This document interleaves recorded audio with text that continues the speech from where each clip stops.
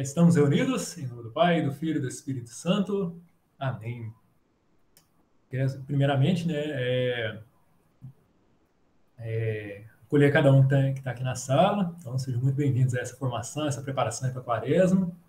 E quero convidar a todos nesse momento, para a gente poder pedir a graça do Espírito Santo para que ele possa nos capacitar para escutar, capacitar para entender a mensagem dele aqui para nós hoje. E, acima de tudo, nos fortalecer para colocar em prática. Então, possamos pedir essa vinda do Espírito Santo, rezando essa oração que a Santa Igreja sempre nos ensina, Uma oração muito comum, uma oração também que já prepara a nossa alma, já ajuda a nossa alma a se preparar. Então, convido a cada um aí já se colocar com bastante atenção nessa preparação para a Quaresma, por meio dessa oração, iniciando com essa oração. Vinde, Espírito Santo, encheis os corações dos vossos fiéis, e acendei neles o fogo do vosso amor. Enviai o vosso Espírito, e tudo será criado, e renovareis a face da terra. Oremos. Deus, que instruíste os corações dos vossos fiéis, com a luz do Espírito Santo, fazei que apreciemos retamente todas as coisas, segundo o mesmo Espírito, e gozemos sempre da sua consolação. Por Cristo, Senhor nosso. Amém.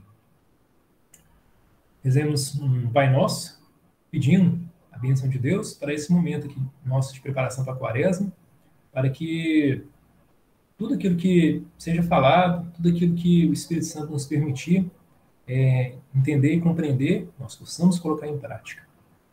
Pai nosso que estais no céu, santificado seja o vosso nome, venha a nós o vosso reino, seja feita a vossa vontade, assim na terra como no céu.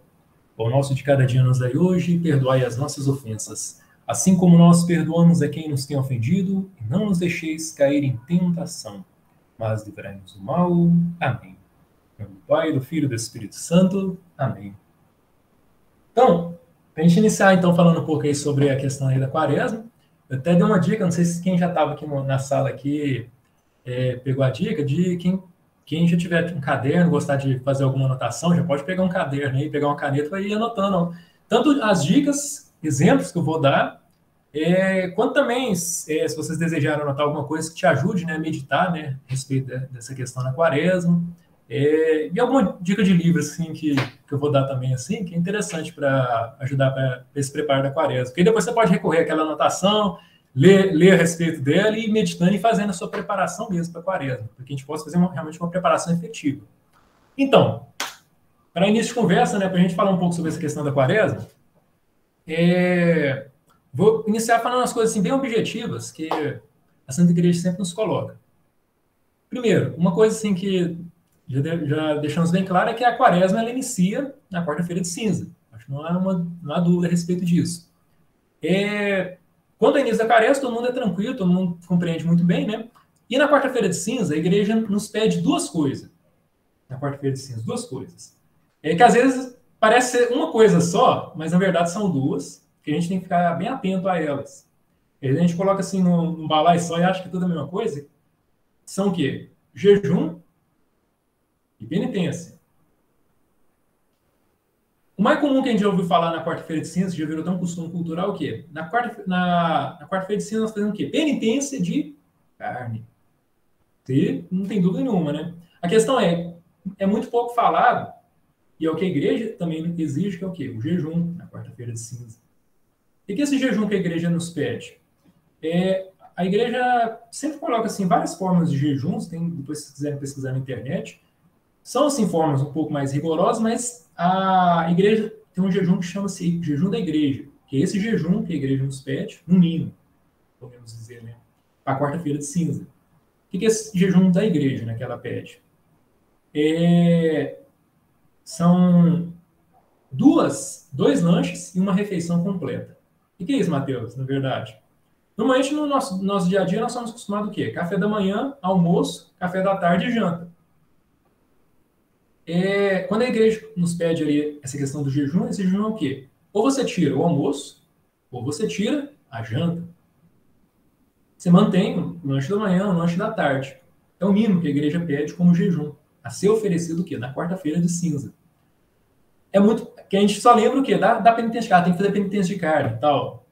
Tem que comprar o peixe, servir o peixe ali, Mas a gente esquece que a igreja nos pede também esse jejum. Eu, quando era mais novo, pensava que era só penitência de carne. Ah, só penitência de carne. Depois de um tempo que eu vi o pessoal, não, tem o jejum também. Eu falei, mas o jejum é penitência, a mesma coisa. Não, tem essa diferença. Os nomes são diferentes, não são à toa. Porque se referem a situações diferentes. Jejum e penitência. Tanto é que, assim, o jejum, só lembrando que um detalhe a respeito do jejum, você não faz ele, assim, agora que eu posso comer, né, eu vou comer até extravasar, vou sair até com a barriga grande para guardar assim pro resto do dia. Não. Você come ali moderadamente aquilo que é tão somente necessário para o seu dia. Para aquele momento ali seu. Ah, beleza, eu tomei o café da manhã, eu não vou sair com a barriga toda cheia. Toma aquilo que é normal. Você tem costume, come e tal. E já começa desde o quê? Desde a manhã da quarta-feira de cinza, né, oferecendo aquilo como penitência. A mesma coisa da quarta-feira de cinza aplica-se também na sexta-feira da paixão. Então, penitência e o jejum. Da mesma forma, com a mesma regra. Aí um ponto que eu queria lembrar, para quem não sabia e tal, eu nunca fiz isso e tal, calma, super tranquilo, isso aí não é causa de pecado. Muitas vezes a igreja sempre nos ensina que é aquela ignorância que a gente tem, muitas vezes, de não conhecer o que é todo o catecismo por completo, né, não nos leva realmente a uma situação de pecado. Agora, uma vez a gente conhecendo o que é realmente o que a igreja nos pede, né, tanto na quarta-feira de cinza quanto na sexta-feira da paixão, nós temos que colocar em prática, sob pena de pecado grave. Olha só como é que a coisa é danada, né? Já tem que ficar bem atento. Já na quarta-feira de cinza, você entra na quaresma, já cometeu pecado mortal, imagina, que tristeza, né? Então, vamos ficar atentos, a porta de entrada para a quaresma. Veja como é que esse tempo da quaresma já tem uma graça muito sobrenatural. O que a igreja pede para você já adentrar? Para ver a sua disposição, né? Qual é o tamanho da sua disposição, realmente, para se colocar a serviço de Deus, né? Para se colocar ali, né? Para adentrar nesse tempo da quaresma.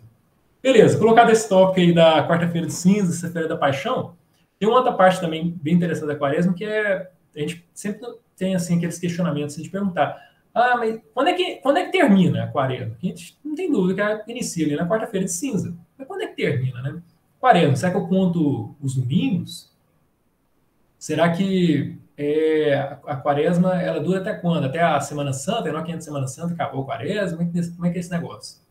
Então, antigamente, até início do século XX, que a igreja prescrevia era o seguinte: quaresma iniciando na quarta-feira de cinza até a tarde de sábado santo. Era o tempo que eles colocavam ali como um tempo quaresmal. Só que ao mesmo tempo, nós tínhamos essa situação, né? O que a igreja tinha, né? Ao final da quaresma, iniciava-se já o tríduo pascal, que inicia na quinta-feira, né? Quinta-feira santa. Então, aí, por questão mais assim didática, nós podemos dizer, de Paulo VI para frente, Paulo VI tem no século XX, né? Então, de Paulo VI para frente, tivemos uma mudança, né? Que colocou-se o quê? A quaresma, liturgicamente, inicia na quarta-feira de cinza e termina na quinta-feira, na tarde de quinta-feira santa. Ou seja, aquela quinta-feira da última ceia de Nosso Senhor Jesus Cristo. Beleza, uma vez que a gente entende isso, que é uma forma didática da igreja mostrar o quê? Na tarde de quinta-feira acabou ali a quaresma. Com a noite de quinta-feira já inicia o maior tempo litúrgico da igreja, o tempo mais elevado, mais belo, mais valioso, que é o quê? O tríduo pascal, quinta-feira até sábado. Só que é um tempo que é o quê? Que a igreja também nos orienta a continuarmos a vida de penitência. Não é para falar assim, agora eu já posso comer aquilo que eu deixei de comer durante a quaresma, posso me esbaldar agora naquilo que eu não estava aproveitando durante a quaresma, tal, vou lá, né, e tal. Poxa, isso na verdade é o quê? Nadar e morrer na praia, né? Você fez ali toda aquela preparação da quaresma, você faz para quê? Para aquele momento ali do sábado santo, da ressurreição de Nosso Senhor. Ou seja, o momento que o esposo, né, retorna, né? O esposo vem à vida, né? Tem até aquela passagem, né, que se a gente for olhar ela ao contrário, ler ela ao contrário, é o seguinte, né, que os fariseus perguntam o Nosso Senhor, né, por que seus discípulos não fazem penitência? Né? O Nosso Senhor fala assim, enquanto o esposo está com eles, com os convidados, não há que se fazer penitência. Ou seja, ainda estou com eles têm que fazer penitência. Farão quando eu ausentar, né, diante deles, né. Esse período de quaresma, que é um período que nós temos que ter essa memória, né, da paixão de Nosso Senhor, né, aquele momento que ele se ausenta, né, e a gente só vai o quê? Normalmente rever o esposo, né, com toda essa graça, certo? A igreja mesmo, você vê que liturgicamente, você vê que ela tira todo o ornamento, né? Fica todo aquele clima mais fúnebre, né? Mas para o quê? Para um sábado santo voltar com toda aquela alegria, porque o retorno do esposo, né? A ressurreição, né? Aí sim acabam aquele momento que da noite de sábado santo em diante já acaba as penitências. Então é apenas uma questão de didática mesmo, que a igreja fez essa pequena mudança, né? Mas não é que a quaresma acabou ali na quinta-feira, né? Na tarde de quinta-feira, que acabou as práticas penitenciais, né? As práticas de mortificação que nós temos que fazer. Beleza, coloquei essa parte aí só para a gente entender o quê? O nosso campo, onde a gente vai trabalhar as nossas práticas quaresmais, né? Ou seja, nossas práticas de penitência e mortificação. Beleza. A quaresma, não sei se você já ouviu falar, ela é baseada em 3 pilares: penitência, oração e esmola. Para não ficar grande demais essa formação, eu preferi o quê? Trabalhar com um desses pressupostos só. E os outros a gente acaba ouvindo um pouco falar a respeito deles, mas esse a gente ouve falar pouco, que é o quê? A questão da penitência. Vou associar um pouco junto com a questão da oração, mas vou ficar mais do que focado aqui nessa questão da penitência. Que a gente ouve muito pouco falar, a gente ouve muito ainda os padres falarem, né? Tem que fazer caridade, tem que praticar mais a caridade durante a quaresma, paraná, paraná, paraná. Tem que rezar mais e tal, embora às vezes alguns não ensinam como é que tem que rezar, né? Como realmente rezar, né, de verdade, né? Se voltar para Deus, né? Principalmente nesse tempo de quaresma, né? E muito menos falam da penitência, né? Então, o meu foco aqui realmente é o que? Mostrar essa questão da penitência, mostrar essa questão que que a igreja nos ensina. Durante todos esses séculos, né? Durante 20 séculos, a igreja nos ensina o que é a questão da preparação para a quaresma. Pois bem, para a gente entender um pouco, então, essa questão das penitências, o primeiro preciso que vocês compreendam uma metáfora que eu vou usar aqui, para que a gente possa compreender a importância da penitência. Seguinte, por que nós temos que fazer penitência? Não só na quaresma nos é pedido isso, mas a igreja nos pede realmente o que? A prática da penitência, essa prática da mortificação na nossa vida. Basicamente é o seguinte: qual que é a ordem correta quando nós fomos criados? Deus nos criou e nos criou de uma forma muito bela e perfeita também. O desejo de Deus era o quê? Ensino. Espírito Santo nos governando, nos orientando. E embaixo, a nossa alma. Somos formados o quê? Corpo e alma. Nós não somos animais que só têm corpo. Nós somos pessoas, somos seres humanos, filhos de Deus. Temos corpo e alma. Então, abaixo do Espírito Santo, a alma. Então, o Espírito Santo governando a alma governando o corpo. Isso foi a forma como Deus desejou nos criar, dessa forma. Organizada, perfeita, né? Só que aí veio o pecado original, né? O pecado original estragou essa ordem, né? Fazendo com que o corpo, né, se rebelasse contra a alma, quisesse dominar a alma e que se lasque o Espírito Santo. Então, bem dizer, o cavalo virou contra o cavaleiro, né? E é por causa dessa questão, desse efeito do pecado original. Claro, teve vários outros efeitos do pecado original. Se a gente for estudar aí os efeitos do pecado original, principalmente em Adão e Eva, né? Adão perde a graça da ciência que ele possuía. Então, ele tinha uma ciência infusa. O que é uma ciência infusa? É o mesmo conhecimento que um anjo pode ter a respeito das coisas, Adão tinha. Tinha tudo ali a respeito de tudo, das ciências humanas, das ciências naturais, né? Adão possuía esse conhecimento. A gente vê só também da gravidade que foi quando ele pecou, né, contra Deus. Né? Ele perdeu isso. Perdeu a graça, né, de ter um contato ali direto com Deus. Perdeu os dons que ele possuía também. E os efeitos, bem dizer, muito negativos, né, deles. A morte, né? De que o trabalho, né, seria uma causa de sacrifício para ele, né? O trabalho, na verdade, não. Tudo ali estaria a seu serviço, né? Se fosse nosso pecado original, né? Não teria, assim... O trabalho não seria para ele um sacrifício, né? O pecado original passou a ser. Não. Deus mesmo fala, com o suor de tuas mãos, hás de viver. Deus já prescreve isso no Gênesis, pós o pecado original. Beleza. E um dos efeitos desse pecado original é essa desordem. Essa desordem do corpo se rebelar contra a alma, da alma querer, muitas vezes, se rebelar contra o próprio Espírito Santo. Eu queria bagunçar essa ordem que Deus nos criou, né? E não sei se vocês viram, né, a frase que eu passei para colocar na arte, né? Que é a seguinte, né? O Deus que te criou sem ti, não te salvará sem ti. É uma frase não minha, né, de Santo Agostinho, né? E essa frase que ele coloca, né, é uma forma de nos ensinar o quê? Uma coisa muito preciosa para a nossa vida espiritual. Como eu disse, né, Deus nos criou dessa forma perfeita. O espírito governando a alma governando o corpo. Dessa forma, Deus nos criou. Precisou da gente? Precisou ali da nossa colaboração quando ele foi nos criar? Não. Simplesmente ele quis e nós hoje aqui existimos. Como diz Santo Inácio de Loyola, né? Aqui nós existimos para amar, servir, honrar e adorar nosso Deus. Essa é a nossa missão. Lembre disso, né? Essa parte de Santo Inácio de Loyola. Bem no início das meditações ele já coloca isso, né? Bem claro para as pessoas. Beleza, Deus assim nos criou. Só que a questão aí da salvação é interessante, a gente pensa assim, mas engraçado, eu ouço falar, né, que Nosso Senhor morreu na cruz para nos salvar. Que corretíssimo.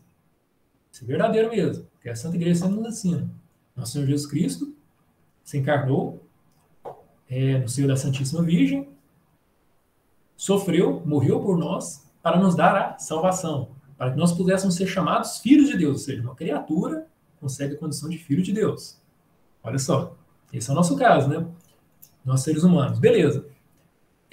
Nesse momento, né, nós temos aí o quê? Nosso Senhor morrendo na cruz nos dando a salvação. A questão é, quando Deus nos criou, ele nos criou a sua imagem e semelhança. Está lá no Gênesis, né? Assim ele nos criou, a sua imagem e semelhança. Contraste de semelhança, né, que Deus nos concedeu, ou seja, algo que nós somos semelhantes a ele. A nossa liberdade. Nós somos livres, assim como Deus é. Deus é livre em tudo aquilo que ele fez. Nós também o somos. Deus assim nos deu essa liberdade. Só que é o seguinte, quando ele nos deu essa liberdade, né, nosso Deus mesmo, né, o que ele já colocou ali para nós, né? Quando ele nos oferece a salvação, ele precisa saber o quê? Se nós a queremos. O Deus que te criou sem ti, não te salvará sem ti. Ou seja, salvação é como, usando uma metáfora aqui, né, como se Deus fosse aquela pessoa, né, que vai nos dar uma caixa de bombom. Muito gostoso. Nossa, aquele bombom assim, delicioso, né? Pensa agora, depois do horário de almoço aí, todo mundo já almoçou, né? Nossa, comer um bombom aqui, nossa, que maravilha, né? Vou poder renovar essas energias, já tô cambaleando aqui por causa desse som depois do almoço, e vai ser aquela sobremesa maravilhosa. Nossa, quem não quer, né? Aí, beleza, né? Deus chega realmente com aquela caixa de bombom e nos apresenta. Ele não joga a caixa de bombom na gente. Ele não pega a caixa de bombom, toma aí, eu quero te dar ela e toma, engole esse bombom aí. Não, ele nos oferece como um presente. E espera o que de nós? Espera que nós aceitemos, né? Nós precisamos, no mínimo, estender as mãos, né? Mostrar para Deus ali, né? Seja com a nossa afeição, seja com todo o nosso querer, com os movimentos do nosso corpo, com as nossas palavras, que nós queremos. Agora pega essa metáfora, né? E aplica na nossa vida espiritual. É a nossa salvação. Deus, que é essa pessoa, né? Essa caixa de bombom é o quê? A salvação. Tudo aquilo que Cristo conquistou para nós. A salvação é a vida eterna, vitória, né? Está ali oferecendo para nós. Nós temos que mostrar para Deus, e é todos os dias que nós queremos. Temos que mostrar com a nossa afeição, nós temos que mostrar com nossos gestos, né? E veja só, a questão dos gestos, né? Eu vou comparar aqui um pouco com essa questão da penitência. Com os nossos gestos, com o nosso agir, né? Que nós queremos a salvação. E temos que demonstrar com palavra também. Nossa, obrigado, né? O que seria essa metáfora da palavra, né? A nossa oração. Mostrar para Deus, nós queremos, eu quero, Senhor, essa salvação que você está me dando. É basicamente esse trecho, né, de Santo Agostinho, né? O Deus que te criou sem ti, não te salvará sem ti.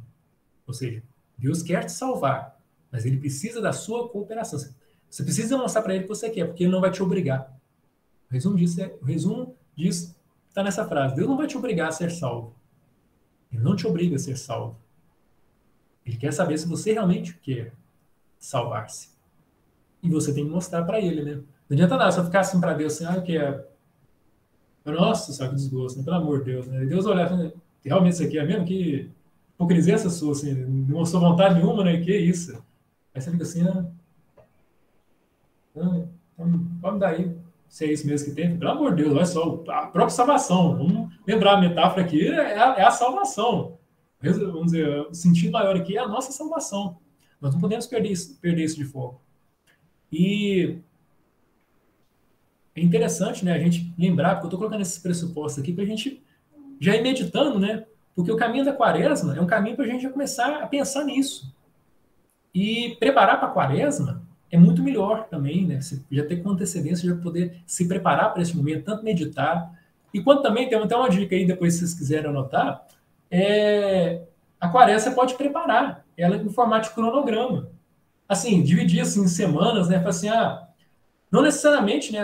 Vamos dizer, eu vou fazer tais orações, né, nessa semana, eu vou fazer tais orações e mortificações nessa outra semana. Você pode colocar de forma gradativa. Nessa primeira semana eu vou fazer assim, depois eu vou ir aumentando, até chegar na Semana Santa, né?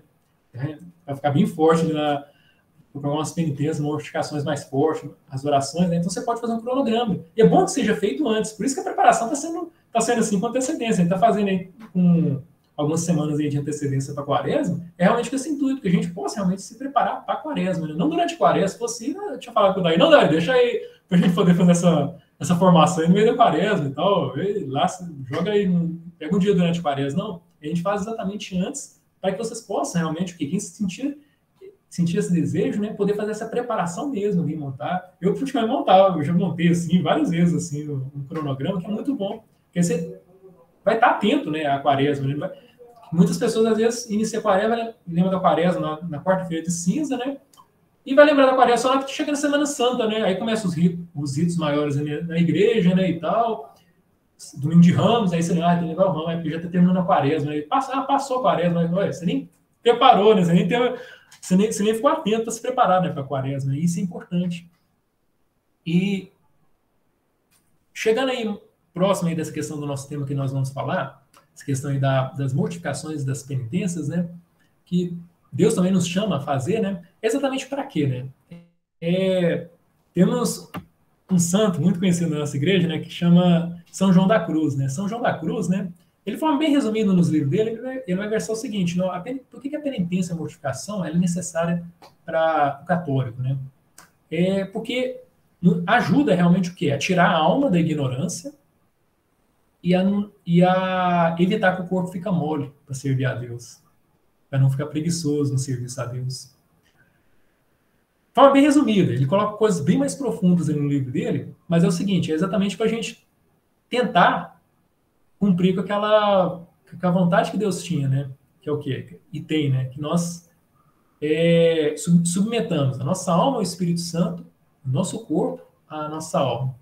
Se a alma está submetida ali à força do Espírito Santo, tem forças para submeter a ele, controlar os ímpetos, vencer os vícios, né? O corpo, sabiamente, consegue submeter a alma, né? Vai submeter a uma alma ali preparada, né? Em busca da santidade.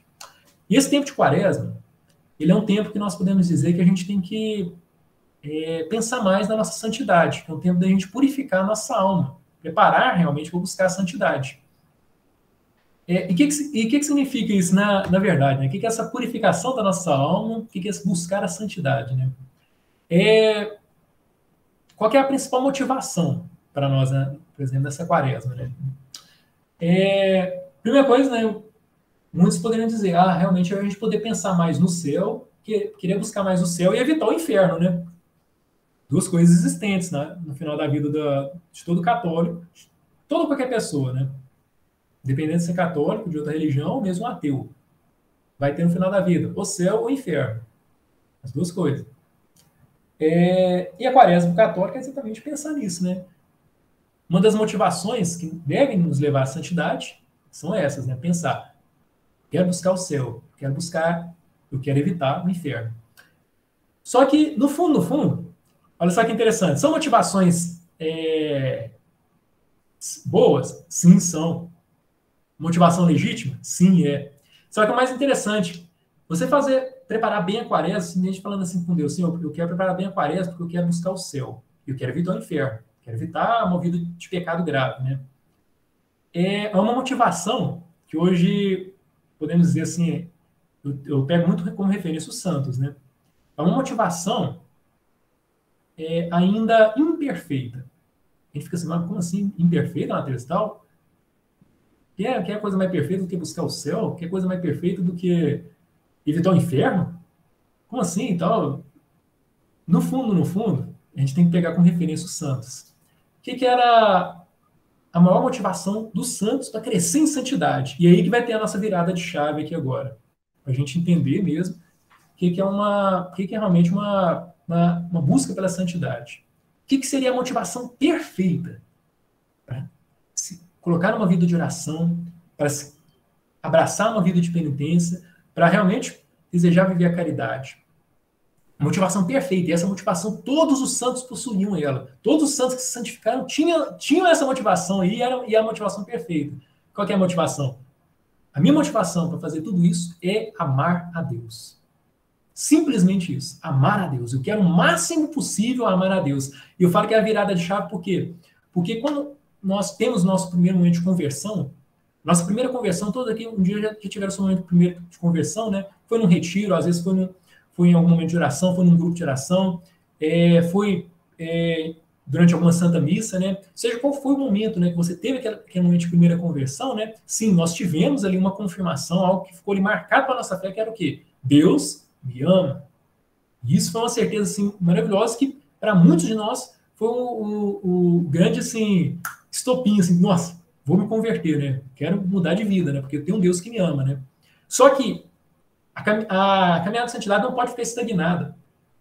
Nós precisamos agora ir ao encontro de Deus. Esse Deus que veio ao nosso encontro, agora pede, né, que possamos ir também ao encontro dele, né? E esse ir ao encontro dele, na vida de um santo, quando um santo realmente desejava crescer em santidade, foi crescendo em santidade, a principal motivação dele já não era mais assim, eu tenho que fazer tal coisa porque eu tenho que alcançar o céu e tenho que evitar o inferno. Não, era amar a Deus, simplesmente fazer as coisas por amor a Deus. Não, eu quero fazer isso, eu quero evitar o pecado porque isso ofende a Deus, eu quero fazer isso porque isso é algo para a maior honra e glória de Deus, porque eu quero tornar Deus conhecido para as pessoas, eu quero que as pessoas conheçam esse Deus que me ama, esse Deus maravilhoso. Eu quero amar a Deus, eu quero honrar a Deus, eu quero adorar a Deus, porque ele é o que é, ele é a perfeição, ele é a beleza, ele é a santidade por excelência. E a partir disso, quando todo santo, né, quando ele se predispunha a amar a Deus, o que tinha como consequência? Ganhava o céu e evitava o inferno. O ganhar o céu e evitar o inferno é uma consequência daquele que ama a Deus. Essa é a motivação perfeita.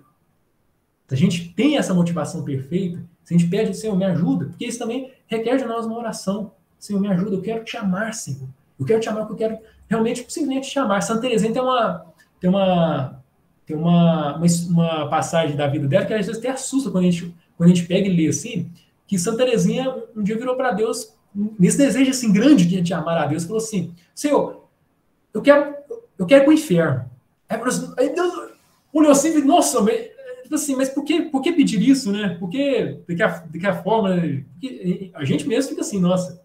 Eu falei, Deus, mas é a gente que fica assim, na verdade. Nossa, mas por que Santa Teresa queria ir para o inferno, né? Porque ela falava assim, Senhor, eu descobri que no inferno ninguém te ama. Eu quero ir para lá para te amar. Eu quero que pelo menos uma pessoa esteja lá para te amar, Senhor. Eu quero te amar lá, Senhor. Eu quero... Se eu descobrir que há um lugar que não há pessoas que te amam, lá eu quero te amar, Senhor. Simplesmente por amar a Deus. Claro, ela não queria isso como o fim último na vida dela, mas sabe aquele discernimento tão grande que a pessoa, assim, já num grau de santidade possui, né? Que falar isso para Deus, assim, né? Simplesmente aquele desejo, né? De alimentar aquele desejo o tempo todo, né? Senhor, eu quero te amar. E essa é a principal, como é que eu posso dizer, né? A principal base que nós temos aqui para a nossa quaresma, para a gente poder fazer uma boa quaresma, fazer uma quaresma desejando ali ser santo, desejando crescer em santidade, porque cada quaresma bem feita, eu falo que nos ajuda a crescer em santidade. Para o ano inteiro, posso dizer, né? Cada quaresma bem feita nos ajuda para a santidade no decorrer do ano inteiro. Eu falo que as quaresmas, para mim, assim, são maravilhosas, realmente, porque me dão esse sustento. E aqui, é bem interessante também, só uma questão mesmo assim, que a igreja nos ensina, é mais coisa mais assim da teologia, né? Porque é até interessante. falando um pouco agora de forma bem concreta a respeito da mortificação, da penitência, né? Quando a gente fala desse tema, né, não mortificação, então a pessoa fica assim, nossa, aí pensa nos chicotes, né? Fica chicoteando, igual que é povo antigamente, e nos cilícios, né? Que vai até, às vezes, até arrancando sangue, né? Não, gente, não é nesse sentido que o meu objetivo é trabalhar com vocês, não. Essa questão da mortificação. A mortificação é, primeiro, né, que dessa forma como nós temos aí, às vezes, uma imagem na cabeça, foram situações que aconteceram, né, na história da Santa Igreja? Sim, já aconteceram realmente aí mortificações nesse sentido, realmente, com os chicotes, com cilícios muito fortes, que até chegavam a sangrar, já aconteceram sim.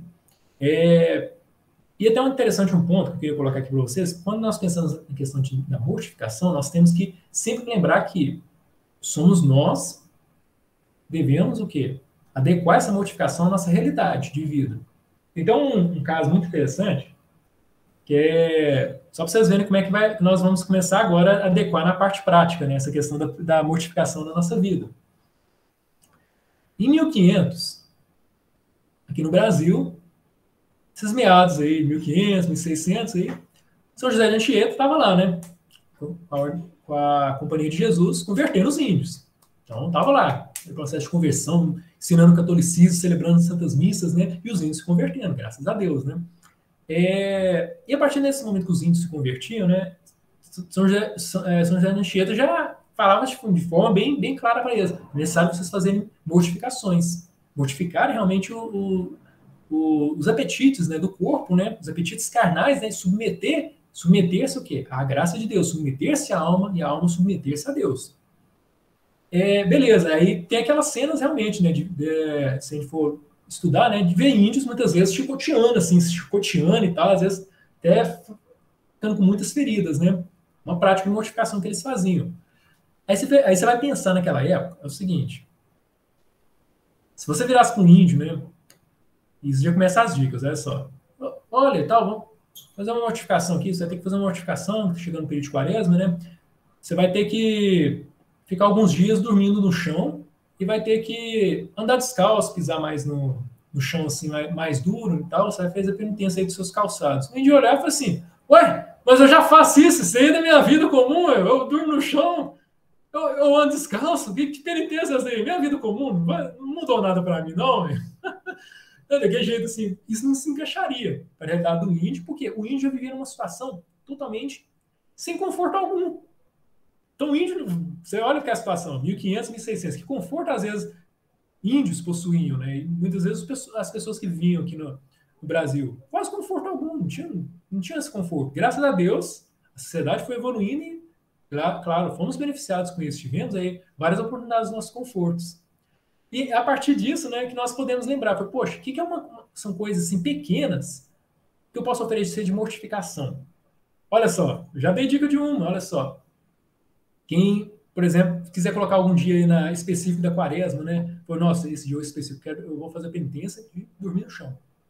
Vou dormir um dia, virar uma noite e dormir no chão. Vai ser desconfortável. Vou oferecer como penitência antes de deitar e assim que eu acordar. Vou oferecer como penitência a Deus. Não tô falando que tem que fazer isso durante a quaresma toda, não, gente. Por isso que eu falei com vocês. Quem desejar, faz aí um cronograma com as várias penitências. Vale a pena. Pode fazer também. Até fiz uma listinha assim dos que o Espírito Santo foi me inspirando aqui, né? Para compartilhar com vocês. Olha só. A gente pode pensar em pequenas penitências contra o nosso conforto. Que era o quê? Quando você for almoçar, não usar o encosto da cadeira, mas almoçar de forma ereta. É muito confortável quando a gente vai almoçar, a gente fica assim, até assim, encostado na cadeira, no conforto, né? Experimenta tentar almoçar com o corpo ereto, assim, sem encostar. Dá um certo sacrifício, mas não te impede de almoçar, obviamente. Mas já dá um certo desconforto no corpo nosso. Tem que ficar mais firme aqui, mais ereto aqui, para não encostar, né? É uma prática de mortificação. Que é realmente o quê? Você oferecendo a Deus ali, às vezes, no momento que antes de você almoçar, você faz a sua oração, né? Já oferece essa pequena mortificação. São pequenas mortificações assim, né? Que cortam um pouco aqui, do nosso conforto. O que? Atualizando essa questão da mortificação, que é para os nossos dias atuais, que é necessário, o tempo de quaresma é um tempo para isso, para que a gente possa educar o nosso corpo, né? Contra realmente o quê? Para que saiba lutar contra os vícios. Tem também quem mora em apartamento, muitas vezes, né? Quem mora em prédio, né? que tem um conforto de ter um elevador, né? Não é o caso da Aninha, que a gente tem que subir umas escadas lá, né, Aninha? Lá em BH, hein? Tem que subir uma escadaria. Mas, enfim, temos essa... Se a gente tem esse conforto, né, de termos um elevador em casa, por que não usar as escadas, né? Vou selecionar um dia para usar as escadas, né? Poxa, eu vou descer e também vou subir, né? Porque, às vezes descer é mais fácil. Eu vou aproveitar a oportunidade para subir umas escadas também, descer umas escadas, sair um pouquinho mais cedo de casa, né? Porque demora um pouquinho. Eu aproveito e vou rezando o mistério do terço. Não sei, uno as duas coisas, uno tanto a penitência quanto a oração, que é necessário. Isso é importante até lembrar essa questão. Quem quiser até colocar isso aí até destacado, toda penitência é necessário ser acompanhada ali de uma oração, de um oferecimento, seja antes, seja durante ou seja até mesmo depois, mas não pode se esquecer de oferecer. Não pode se esquecer de oferecer. É muito recomendado que faça antes ou durante. Para não ter esse perigo de esquecer ali as pessoas que mandam 10 quilos, nossa senhora! Haja penitência. Mas você pode fazer uma penitência. Se eu não conseguir subir tudo, eu vou subir pelo menos até o oitavo. Aí do oitavo eu pego o elevador, fico lá esperando o vizinho olhar, mas por que você tá aqui? Não, eu tava aqui, eu resolvi passar por aqui, né? Tá passando por aqui, aí eu desci no andar errado, tive que esperar o elevador aqui de novo, você tava distraído do celular, a gente fica falando com o vizinho, você não tem penitência, né? Aí lá tem a Deusão, tem a história. Verdade. Mas ele lembra realmente dessa questão de oferecer uma oração, por quê? Vocês olharem, fazendo tipo uma reflexão, pensa aí na Santa Missa, né? Por que é importante a gente fazer uma oração quando a gente está fazendo uma prática de mortificação? Pensa numa Santa Missa. Santa Missa ali é o sacrifício de Cristo, de Nosso Senhor, né? É o quê? É uma mortificação que está sendo feita ali do próprio Deus, por cada um de nós, né? Pensa aí o padre simplesmente, né? Ele chegasse lá e ficasse fazendo gestos, né? Pega o cálice, coloca vinho, coloca uma gota da água, pega o pão, aí só levanta, abaixa, não fala nada, fica lá, tal. Consagrou que lá virou o corpo de Cristo? Não! Ele precisa fazer as orações, ele precisa fazer aquelas orações que estão prescritas ali no missal para a graça acontecer, para a graça descer ali naquele momento ali e acontecer. Não adianta ele só fazer os gestos que estão previstos lá de vermelho e não ler o que está escrito de preto no missal. Que é basicamente o que o padre tem que fazer na missa. Então, somente isso, né? Se não fizer o que está de preto, não consagrou, não teve a transubstanciação ali. Teve um sacrifício oferecido a Deus ali? Não. É a mesma coisa também traz para a nossa vida pessoal. Nós que somos chamados, né, a sermos esse corpo de Cristo, né? Cristo é a cabeça, né, desse grande corpo que é a igreja, né? Cristo ali se consagra no altar, a cabeça que se consagra ali no altar para cada um de nós. Nós que somos o corpo não, os membros não ficam separados do corpo, né? E nem a cabeça fica separada do corpo. Então, unidos a Cristo, nós devemos fazer a mesma coisa também nas nossas penitências, nas nossas mortificações pessoais. Fazer a oração também, lembrar de fazer a oração antes ou depois, ou durante, na verdade, que é a melhor forma. A gente fazer o quê? Oferecer como um sacrifício a Deus. Senão vira uma prática, se vê uma prática qualquer, esvaziada de qualquer graça, né? E Deus deseja nos dar essa graça, né? Então tem vários outros tipos de mortificação, por exemplo, um banho gelado, né? Você vai passar tais dias ali na quaresma, fazer um banho gelado. Pensa aí pra você ver. Não, você diz assim, Mateus, mãe, eu tomo banho, eu vou terminar minhas coisas de faculdade, nossa, já é mais de meia-noite, eu vou tomar banho, é quase 1 hora da madrugada, e tá frio já e tal. Não, você não precisa expor sua saúde nesse sentido. Você pode, então, você toma um banho normal aí durante a noite, mas aí você fala, engraçado, vou acordar 15 minutinhos mais cedo que eu acordo, vou tomar um banho na água gelada. Ele falou assim, tal dia, aí você seleciona, tal dia eu vou acordar 15 minutos mais cedo para rezar o Terço da Misericórdia, tal dia eu vou acordar 15 minutos mais cedo para fazer outra prática de mortificação, e esse dia específico eu vou acordar 15 minutos mais cedo para tomar um banho gelado. Fazer uma penitência. Ou às vezes você já pode diminuir, talvez, você costuma tomar só no inverno, né? Coloca lá no inverno, no chuveiro e tal, fica aquela água quente lá e tal. Na hora que sai do banheiro, fica parecendo que é sauna, assim, que é sauna no meio da casa, assim, né? Você pode passar pro verão. Não, vou começar a tomar no verão aqui, para ficar mais, para sentir um pouco mais, que, pelo menos um pouquinho do frio, assim, mas como penitência, como mortificação, obviamente, né? Claro, tudo adequado que é a questão da nossa saúde, a questão das nossas limitações. A questão aqui, né, temos que lembrar o quê? É cortar esse pequeno conforto, que é a forma da gente educar o nosso corpo. Não é causar malefícios à nossa saúde, nem aos nossos deveres também, nossos compromissos. Por exemplo, eu tenho compromisso de sair e chegar em tal lugar. Se eu for descer as escadas, eu vou chegar atrasado. Poxa, não dá, né? Mas eu vou deixar de fazer essa. Eu queria tanto fazer essa modificação. Acorda então mais cedo. Tem um recurso para isso, né? Você não tem que. Sem lembrar uma virtude muito importante que a igreja ensina é a moderação, né? Você não pode melhorar tanto de um lado e esquecer do outro. Não, eu vou fazer a modificação, esquecer dos meus compromissos, né? Eu vou. Você faltar com os compromissos, né? Faltou com a virtude da ordem aí, né? Olha só. Então, isso é importante. Aí tem outros também, por exemplo, comer alguma coisa que você não gosta de comer. Às vezes a gente pensa só em cortar coisas de comer, né? Vou cortar alguma coisa de comer aqui que eu gosto de comer demais. Tenta comer uma coisa que você não gosta. Isso já vem na mente, nossa, eu não gosto daquele trem e tal. Claro, não é coisa para fazer passar mal, né, gente? Não é coisa tóxica, né? Tô falando assim, coisa que é giló. Nossa senhora, misericórdia. Eu vou até anotar isso aqui depois para lembrar que essa aí também vai ser uma boa para mim. Giló, tem gente que não gosta de uma carne de fígado. Nossa, misericórdia, eu coloco um fígado para mim, se colocar perto do arroz para mim, eu não consigo nem comer o arroz. Aí, já tem outro giló, é bom, né, velho? Já sabe aí que não vai ser o giló, né? Mas, enfim, tem essas. Nossa, essa aí é boa também. O meu lembro aqui que acho que é azeitona. Nossa, comigo com azeitona, pra mim, misericórdia. Eu não gosto de jeito nenhum. Eu me coloco uma beleza, vou comer as coisas que eu vou ter que comer, né? Boa aí, ó. Já vamos fazendo discernimento aí, ó, pensando aí naquilo que vai ser bom para vocês colocar como mortificação. No paladar também, que é uma forma de você mortificar o quê? O seu paladar. Comer alguma coisa que você não gosta. Você pode também o quê? Fazer coisas assim bem simples que às vezes afetam. Por exemplo, está acostumado no café da manhã a comer um pão com manteiga. Aí hoje eu vou comer um pão puro. Sem tomar café por cima, mas comer o pão puro mesmo. Não. Vou demorar umas mastigar isso aqui, né? Porque vai demorar um pouquinho, né? Você come, né? Não coloca um pedaço muito grande, não, porque fica que a bola daquele tamanho na boca é horrível, não? Misericórdia. Não consegue nem engolir depois.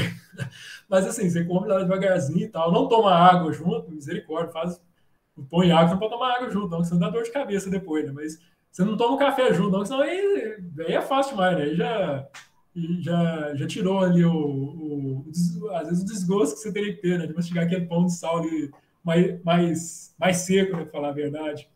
E tem coisas assim, igual coisas que você pode fazer assim, bem simples, né? Dentro da sua casa. Por exemplo, eu sou acostumado aqui na casa que meu pai e minha mãe, eles limpam a casa aqui para mim e tal, ou tem uma pessoa ajudante aqui que limpa a casa aqui para mim. Não, eu vou escolher tal dia que eu vou virar para minha mãe e falar assim, mãe, tal dia eu vou lavar o banheiro aqui de casa aqui. Olha só, uma esmola, uma caridade que você está fazendo para com sua mãe, e ao mesmo tempo também você está o quê? Sacrificando. Poxa, não é meu dia de lavar, né? Eu vou lavar mesmo assim, eu vou cumprir.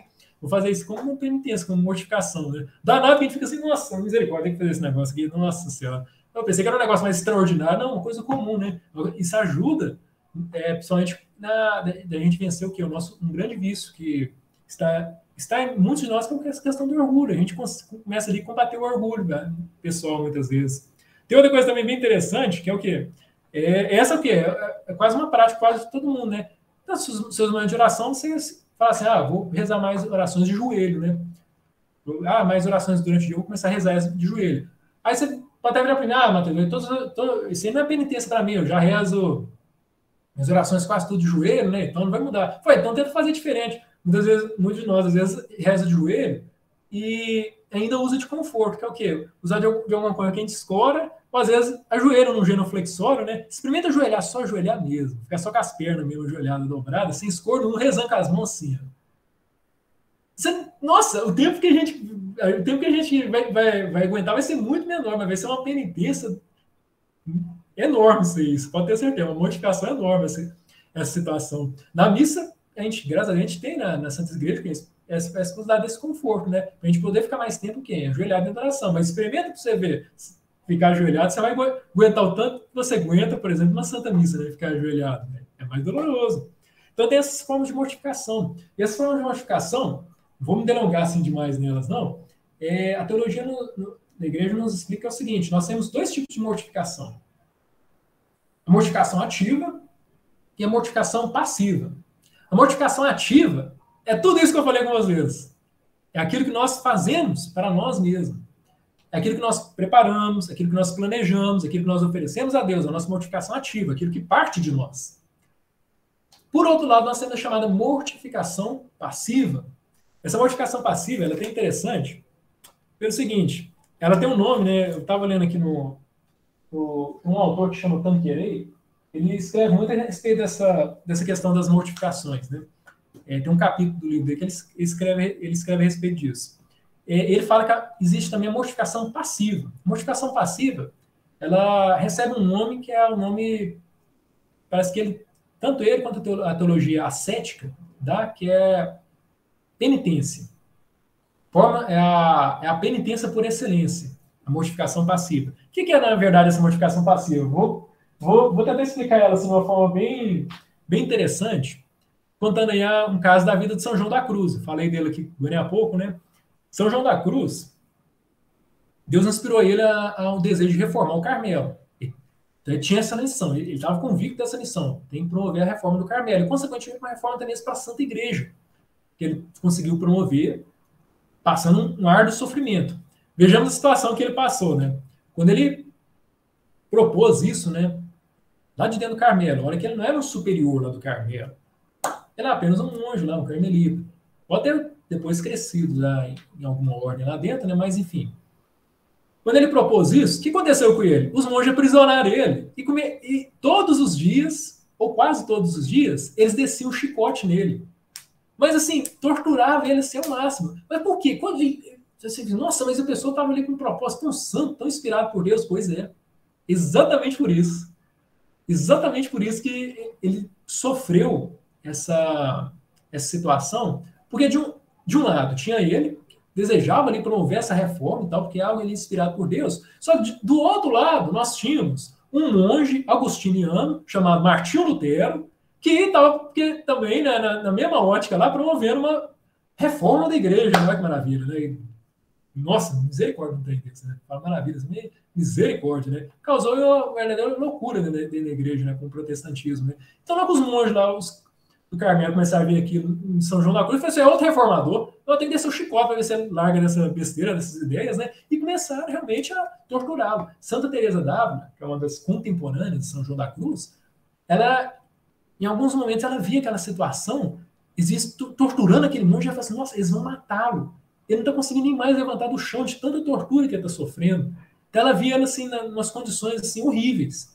E, claro, ela não podia fazer nada porque não podia acudir, né? Era uma forma de disciplina que eles se julgavam, né? Que estavam corretos, aplicando isso a ele, né? Para ele não se tornar um revolucionário ali dentro, né?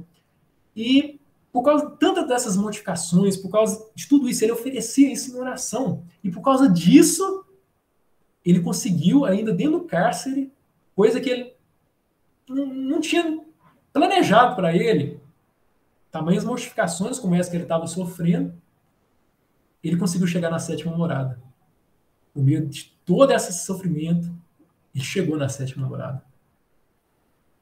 E aí que eu, contando essa história, que eu mostro para vocês o que é essa mortificação passiva.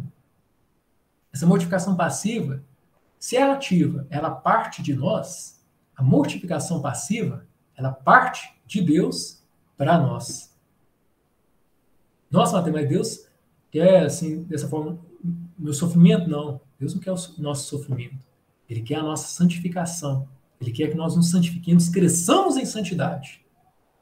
E por isso ele vai colaborar também. Da mesma forma como você hoje já tem uma consciência, né? Nossa, eu tenho que me esforçar para uma vida de penitência, uma vida de mortificação.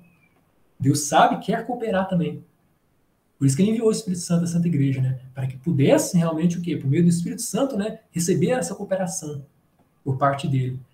Então, a mortificação passiva, ela é uma graça sobrenatural dada por Deus para as almas, que ele muito ama ali, né? E quer realmente que cresçam em santidade, que estão abertas para acolher. E como é que nós fazemos para ficar abertos a acolher uma mortificação passiva? Claro, Deus, à medida da missão que ele confia a cada um de nós, ele nos dá essas graças sobrenaturais. A gente tem que começar a observar qual que é a nossa missão, qual que é o nosso dever, qual que é o caminho que hoje nós temos que seguir. A partir desse momento que a gente entende E a gente começa a poder olhar e falar assim, como é que eu vou ficar, você é aberto para essa mortificação passiva quando Deus desejar me oferecer? Isso é interessante, só lembrando assim um pouquinho, que essa mortificação passiva, ela ajuda muito a combater um grande vício, né, que é, desde os últimos séculos, né, o ser humano tem. Esse vício é desde a Revolução Protestante, né? Não tem nada de bom para a Santa Igreja, a Revolução Protestante, né? Que Simão Lutero vira e fala: não, eu com a minha razão, eu vou interpretar as Sagradas Escrituras e vou determinar o que eu quero para mim e o que Deus quer para mim. Pronto, acabou. A partir disso, nós tivemos depois toda aquela filosofia iluminista, filosofia da razão, né? Só voltada para a razão, pronto. Desembocou o quê? Numa Revolução Francesa, né? Que é aquela adoração que se tinha à razão humana, né? Ao pensamento humano e tal, que lá ia salvar a humanidade. De todo nada, né? Tivemos aí depois a Revolução Marxista e duas grandes guerras mundiais, né? A situação virou, né? O combate ali, um grande crescimento do orgulho, né?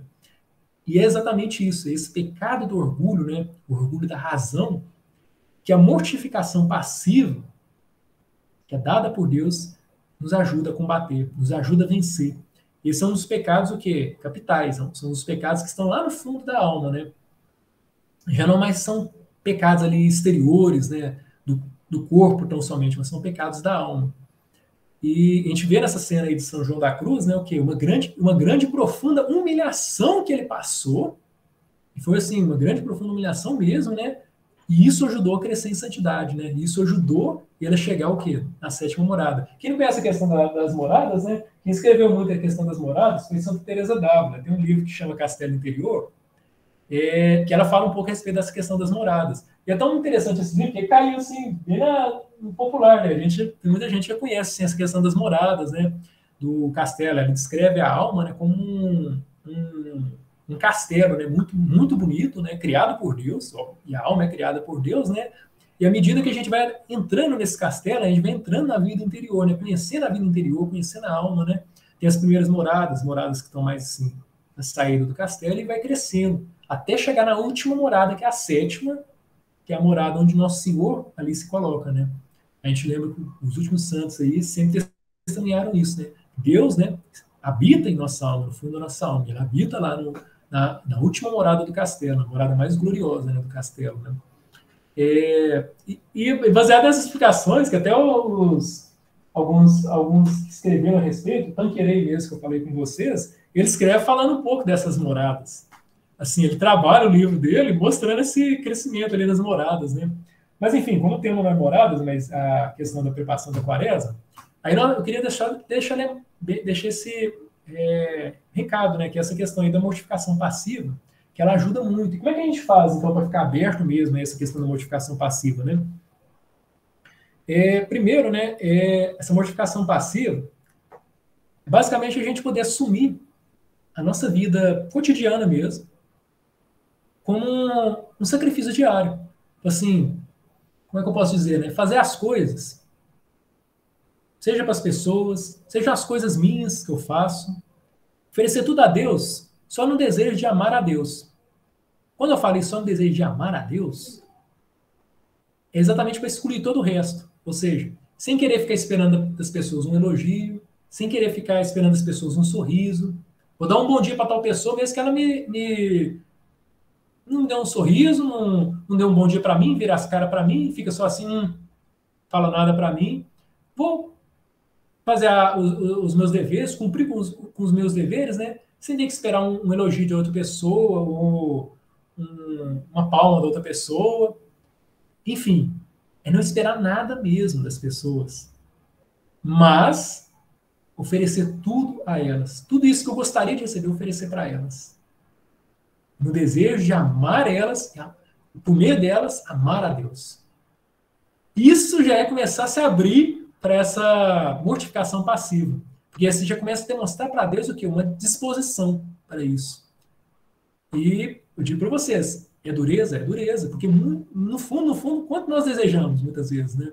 Receber aquele elogio, receber aquilo outro das pessoas, né? Quando a gente cumpre a nossa obrigação. Vê só como é que, às vezes, a primeiro momento, essa frase soa dolorosa, quando a gente vira assim. a gente faz alguma coisa, né? E essa pessoa vira para nós e fala assim: você não fez mais do que sua obrigação. Nossa Senhora, você vê assim, nossa, misericórdia, a pessoa não deu valor nenhum que eu fiz, né, e tal. Mas lembra, não é para ir, você não está. A nossa vida, como São Inácio Loyola fala, né? Para amar e servir a Deus. Ah, mas eu queria ser amado assim, dessa forma, então a sua missão é amar. Lembra que eu falei da virada de chave no início da preparação da quaresma? A virada de chave dos grandes santos para crescer em santidade é essa: simplesmente amar, sem esperar nada em troca. Quando a gente fala sem esperar nada em troca, é exatamente isso, é no duro mesmo. Nossa, não vou esperar nada em troca. Não, vou fazer isso para desejo de amar a Deus. Não, mas eu acho que eu tenho medo de cair em depressão e tal. Se você se agarrar com Deus, fala assim: eu estou aqui para amar a Deus. Meu objetivo único é esse. Meu objetivo principal é esse. Não tem depressão que te segura. Não tem depressão que segurou o santo para se dispor e crescer em santidade dessa forma. Meu objetivo é esse, eu vou cumprir até o fim. Vou ir até o fim da minha vida. E terá como consequência, como eu falei, o céu. Você realmente se dispôs a amar a Deus, ou se realmente você quis viver a vida de pecado, será o inferno, né? E assim, queria falar mais, eu sei que já estourou muito aí o tempo, mas quem desejar assim, conhecer mais um pouco a respeito das mortificações, tem mortificações aí que a gente tem que sempre lembrar: nossa, qual o pecado que eu estou precisando combater? É um pecado da língua, é um pecado dos olhos, é um pecado da imaginação, e tem pecados que vêm a partir da imaginação, e tem mortificações próprias para a imaginação. Isso existe. Eu li assim, nesse livro aqui, quem quiser depois anotar, esse livro é muito bom, chama Compêndio de Teologia Ascética e Mística. Acho que aqui deixa eu ver se consigo clarear um pouquinho a tela aqui, que aqui acho que minha tela ficou um pouco mais escura. Enfim, vou ir falando os nomes aqui de alguns livros que eu acabei usando para poder dar essa formação aqui para vocês. Esse aqui chama Compêndio de Teologia Ascética e Mística. A cética é a nossa busca, né, através das mortificações, para crescer e se oferecer a Deus. A mística é essa graça sobrenatural de Deus, né, nos impulsionando o quê? Para essa mortificações passivas. Eu não fico somente nisso, não. O livro tem um pouquinho grosso, né? Ele fala muito a respeito do quê? Desse crescimento em santidade. Ele fala aí de vários santos, ele trabalha essa questão do castelo interior também, das moradas, né? Tem também o livro Castelo Interior, quem até achar interessante, na quaresma também é um tempo também, não somente penitência e oração, também, mas também é um tempo também de a gente poder buscar formações da gente. Quem tem disponibilidade, quem é da federal já está entrando de férias, já está com umas férias aí garantidas aí para a quaresma, né? Tenta buscar nesse tempo livre aí as formações, são muito importantes.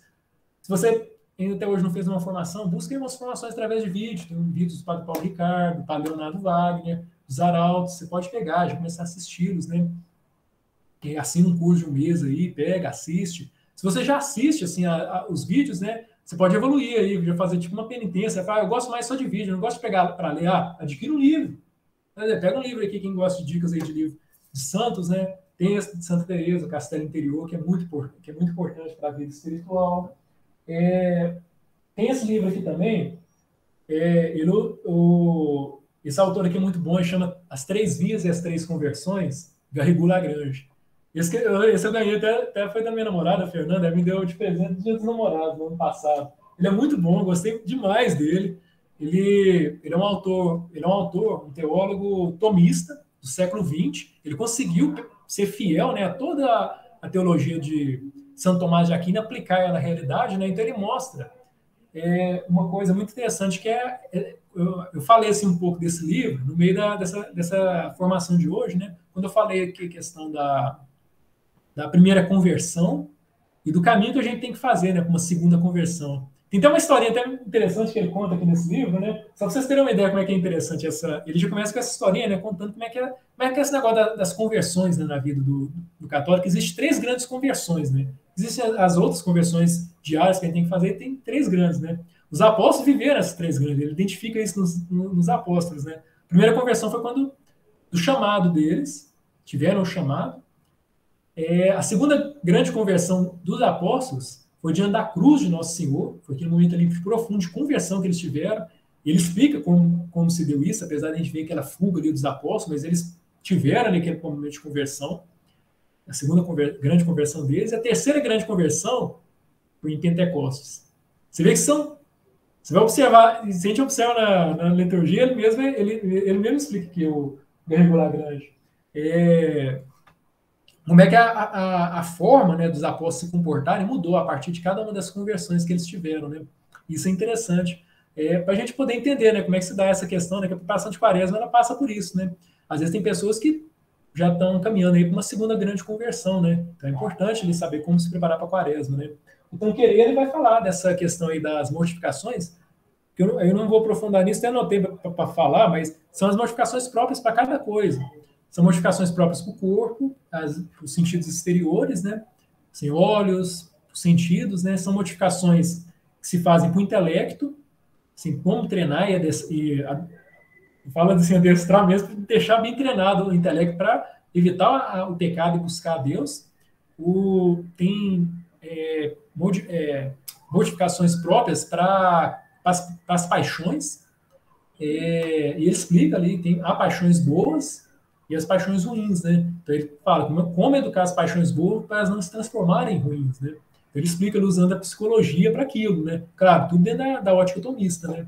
E ainda ele explica as mortificações para a alma. Então vou deixar essa curiosidade aí para vocês, né? Que a gente costuma demais ver assim, nossa, mortificação para mim é só no corpo e tal, como é que é esse negócio e tal? Há mortificações também para a alma.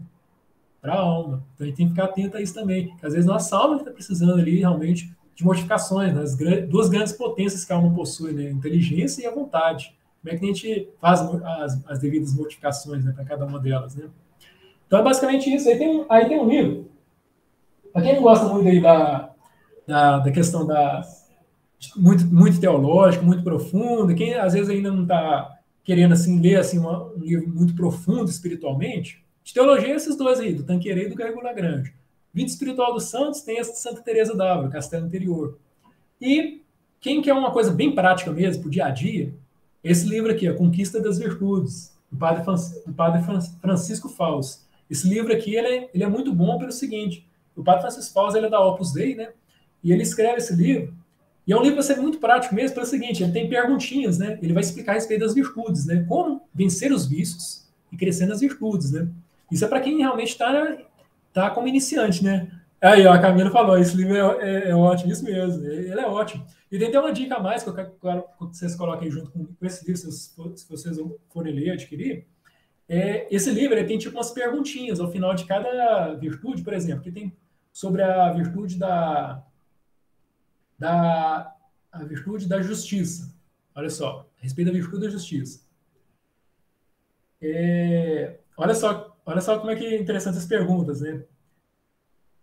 Abuso da facilidade de comunicação dos modernos meios eletrônicos, especialmente das redes sociais, para cair no mexerico e fazer da intimidade de outras pessoas motivo de falatório, gozações e críticas?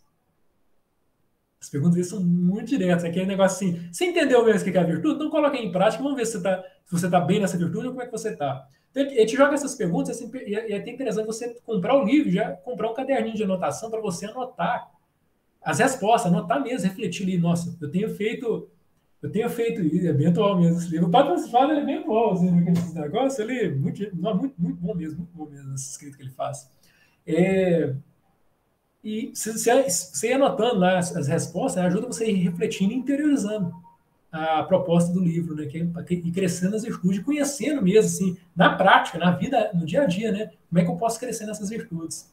Então, basicamente é isso a formação. Vamos rezar agora uma Ave Maria, agradecendo a Nossa Senhora por essa graça dessa tarde, a gente poder estar aqui juntos, né? Fazendo essa preparação. Então, ao Virgem Maria, quero agradecer a Senhora nesse momento, por essa graça de a gente poder estar aqui juntos, né? Fazendo esse preparo da nossa alma, esse despertar da nossa alma. Muito obrigado, Virgem Maria, por aquilo que nós pudemos aprender aqui hoje, que a Santa Igreja nos ensina, através principalmente dos santos, como realmente preparar e ver realmente esse tempo maravilhoso que está se aproximando, que é a Quaresma. Ó Virgem Maria, nos auxilie a a irmos como guerreiros mesmo, para vivermos a santidade. Porque nós queremos ter diante dos olhos a Virgem Maria. E pedimos à Senhora para que possamos ver ali claramente que a proposta de toda a quaresma é nos chamar para a santidade. Nós queremos desejar viver a santidade. Nos ajuda, a Virgem Maria, principalmente a vencer a preguiça, né? E queremos nos preparar para essa quaresma. É o que vos pedimos, ó Virgem Maria, por vossa intercessão e intercessão do São José. Ave Maria, cheia de graça, o Senhor é convosco. Bendita sois vós dentre as mulheres, bendito é o fruto do vosso ventre, Jesus. Santa Maria, Mãe de Deus, rogai por nós, pecadores, agora e na hora da nossa morte. Amém. Louvado seja o nosso Senhor Jesus Cristo, para sempre seja louvado. Viva Cristo Rei!